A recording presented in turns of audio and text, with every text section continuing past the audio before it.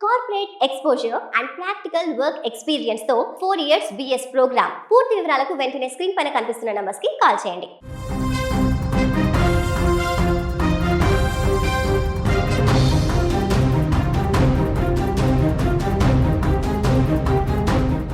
తెలంగాణ రాష్ట్రం ఇప్పుడు నిప్పుల కుంపటిలా మారింది. ఎండల తీవ్రత సామాన్య ప్రజలను ఉక్కిరిబిక్కిరి చేస్తోంది. భానుడి ప్రతాపానికి జనం బయటకు రావాలంటేనే వణికిపోతున్నారు. ఈ పరిస్థితి ఎంత తీవ్రంగా ఉందంటే గురువారం ఒక్కరోజే రాష్ట్ర వ్యాప్తంగా 22 మంది మృత్యువాత పడ్డారు. రాష్ట్ర చరిత్రలో ఇంతటి ఉష్ణోగ్రతలు నమోదు కావడం మరియు ఇంత భారీ సంఖ్యలో మరణాలు సంభవించడం అందరినీ ఆందోళనకు గురిచేస్తుంది. పెద్దపల్లి, సూర్యాపేట జిల్లాలలో గరిష్టంగా 46.5 డిగ్రీల సెల్సియస్ ఉష్ణోగ్రత నమోదైంది. ఉదయం 9 గంటలు దాటితే ఎండ తీవ్రత మొదలై సాయంత్రం 6 వరకు వేడిగాలులు ప్రజలను తీవ్ర ఇబ్బందులకు గురిచేస్తున్నాయి. రాష్ట్రంలోని 20 జిల్లాలలో 46 డిగ్రీలకు పైగా ఉష్ణోగ్రతలు నమోదవగా మరో 3 జిల్లాలలో 45 డిగ్రీల వరకు ఉష్ణోగ్రతలు రికార్డయ్యాయి. రాష్ట్రంలో సుమారు 244 మండలాలలో వడగాలులు వీచాయని వాతావరణ శాఖ వెల్లడించింది. ముఖ్యంగా ఉమ్మడి వరంగల్ జిల్లాలో పరిస్థితి అత్యంత దారుణంగా ఉంది. అక్కడ ఒక్కరోజే 9 మంది ప్రాణాలు కోల్పోయారు. మహబూబాబాద్, హన్మకొండ, ములుగు, నల్గొండ, సూర్యాపేట, మంచిర్యాల, జగిత్యాల మరియు ఖమ్మం వంటి జిల్లాలలో వడదెబ్బ ప్రభావం ఎక్కువగా ఉన్నట్టు తెలుస్తుంది. మరణించిన వారిలో వృద్ధులు, వ్యవసాయ కూలీలు, రైతులు మరియు విద్యార్థులు ఉన్నారు.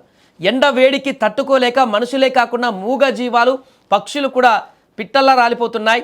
హైదరాబాద్ వాతావరణ కేంద్రం ఇచ్చిన సమాచారం ప్రకారం మహారాష్ట్ర, రాజస్థాన్ నుండి వస్తున్న పొడిగాలుల ప్రభావంతో గాలిలో తేమ తగ్గిపోయి ఉష్ణోగ్రతలు రికార్డు స్థాయికి చేరుకుంటున్నాయి.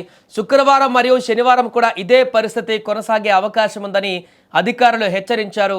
ముఖ్యంగా పెద్దపల్లి, భూపాలపల్లి, ఖమ్మం, నల్గొండ, సూర్యాపేట, మహబూబాబాద్, వరంగల్, హనుమకొండ జిల్లాలకు అధికారులు రెడ్ అలర్ట్ జారీ చేశారు. వాతావరణ శాఖ హెచ్చరికల నేపథ్యంలో ప్రభుత్వం అప్రమత్తమైంది.